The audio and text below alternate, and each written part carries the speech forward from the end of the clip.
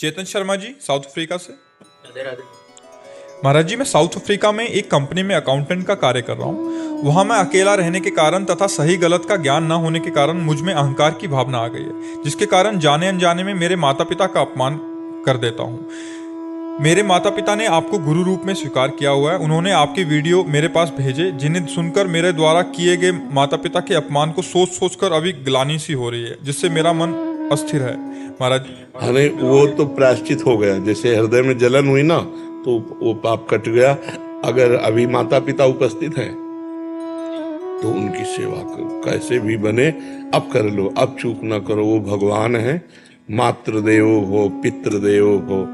हम आपको अपने पिता की बात बता रहे हैं। हमारे पिता जिस दिन हम भागे उसके 3 दिन बाद हमको पकड़ा गया।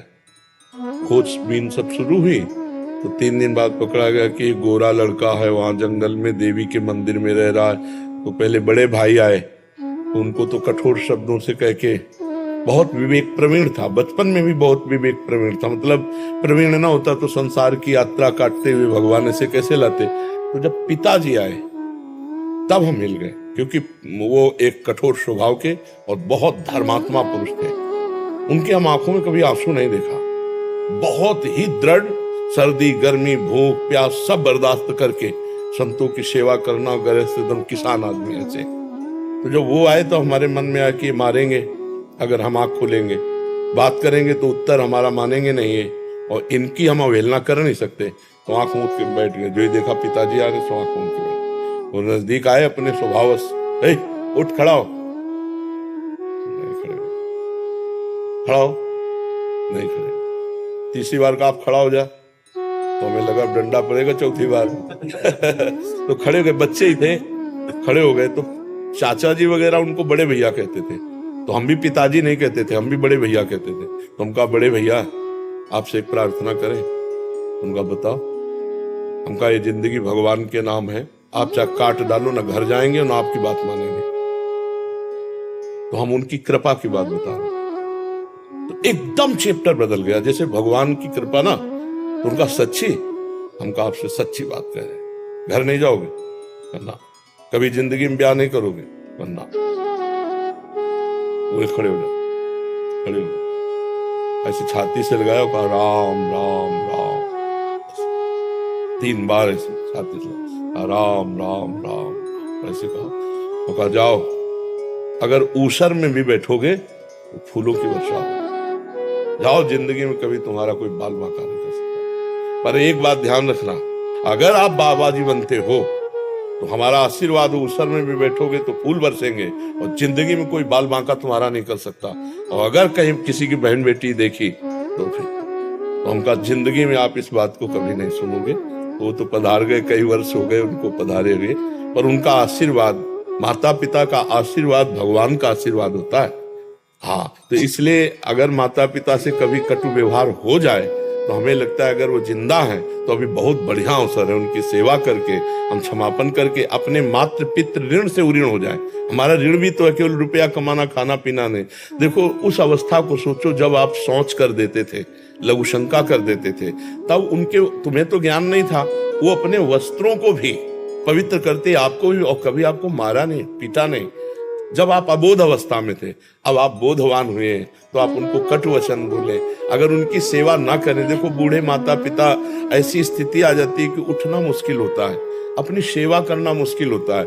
अच्छा, स्वभाव में चिड़चिड़ापन आ जाता है। आप लाख सेवा करोगे, दूसरा कोई आएगा तो आपकी वो निंदा करेंगे कि कुछ सेवा नहीं करता, फिर भी आपको बुरा नहीं मानना उनकी सेवा। अगर ऐसा कर ले गए तो मातृदेव हो पितृदेव हो, माता पिता का आशीर्वाद भगवान से मिला सकता है। भगवान से, माता पिता साक्षात भगवान ही है, सब में भगवान। माता पिता तो मातृ शास्त्र कहता है, हमारा उपनिषद कहता है मातृदेव हो पितृदेव हो। तो आप माता पिता की आराधना करो। जो गलती हो गई है उसका तुम्हें ताप हुआ, इसलिए क्षमापन हो गया है। और जहां तक हो सके अर्थ प्रधान बुद्धि ना रखो, धर्म प्रधान बुद्धि रखो। पहले धर्म है, फिर अर्थ है, फिर काम है, फिर मोक्ष है। तो अर्थ भी कमाओ। अगर माता पिता के पास अर्थ भेजने से काम चल जाता है तो बढ़िया है, और नहीं बनता, आपकी जरूरत है तो आप या तो भारत आओ या उनको वहां ले जाओ। उनकी सेवा शुश्रूषा जरूर करो, क्योंकि हर आदमी यही चाहता है मेरे एक संतान तो हो ही जाए, बोले किस लिए? बोले बुढ़ापे में काम आएगा। नहीं आता है कि बुढ़ापे की लकड़ी तो है ना हमारे पास। और अब क्या होता है, नए नए बच्चे वृद्धाश्रम भेज दिए जो धन संपन्न है, और नहीं संपन्न तो घर से निकाल दिए। बड़ी अव्यवस्था वृद्धों की होती है। तो जिन घरों में बड़े बूढ़ों का अपमान होता है, उन घरों में कभी लक्ष्मी सफल नहीं होती, शांति नहीं, सुख नहीं, बड़े अशांति होगी, पक्का समझ लीजिए। और जो अपने माता पिता का अपमान करते हैं, उनके पुत्र कभी ऐसे प्रवीण नहीं हो सकते कि वो अपने माता पिता को सुख दे। वो पूरा ब्याज सहित दुख देंगे, ब्याज सहित। इसलिए हमें लगता है कि अवसर है, हम जब भगवान के श्री विग्रह को रखकर प्यार कर सकते हैं, तो चलते फिरते माता पिता में भगवान का भाव क्यों नहीं कर सकते? जरूर करना चाहिए। तो आपको बताएं, माता का जैसा प्यार एक भगवान ही है जो दे दे, नहीं दूसरा कोई नहीं है, क्योंकि वो तो सब माताओं की माता है। नहीं तो दूसरा सृष्टि में कभी प्यार नहीं मिलता है। जो माता का प्यार होता है ना, जो माता अपने हृदय से लगा करके ना ऐसे ऐसे पुचकारती ना, वो कहीं त्रिभुवन में नहीं मिलेगा आपको। अगर कोई प्यार करेगा ना बहुत आपको, तो आपका रूप देख के, रुपया देख के, शरीर देख के, भोग वासना की, लेकिन माँ ये सब नहीं देखती। अब भी जाए, इतने बड़े हो, घर जाओगे ना तो भोजन पाया, रास्ते में भोजन पाया तुम, अब देखो पाओ और सो जाओ, फिर बात करेंगे। मतलब वो आपको सुख देने की बात सोचेगी, आपके लिए। तो इतने बड़े हो लेकिन वो ऐसी बात करेगी कि जैसे लगता है छोटे बच्चे से बात कर रहे हो। संभाल के जाना, वहां देखो ये हम दे रहे हैं, ये उस समय खा लेना और इसे भूलना नहीं। मतलब ये प्यार कौन देता है? हाँ, संसार में तो सब स्वार्थ का व्यवहार चल रहा है। माता पिता को जरूर पूजा करनी चाहिए, माता पिता की सेवा करनी चाहिए। हम तो कहते हैं और भगवान विराजमान करो मत करो, माता पिता की आराधना कर लो, इसी से भगवान मिल जाएंगे, इसी से भगवान मिल जाएंगे।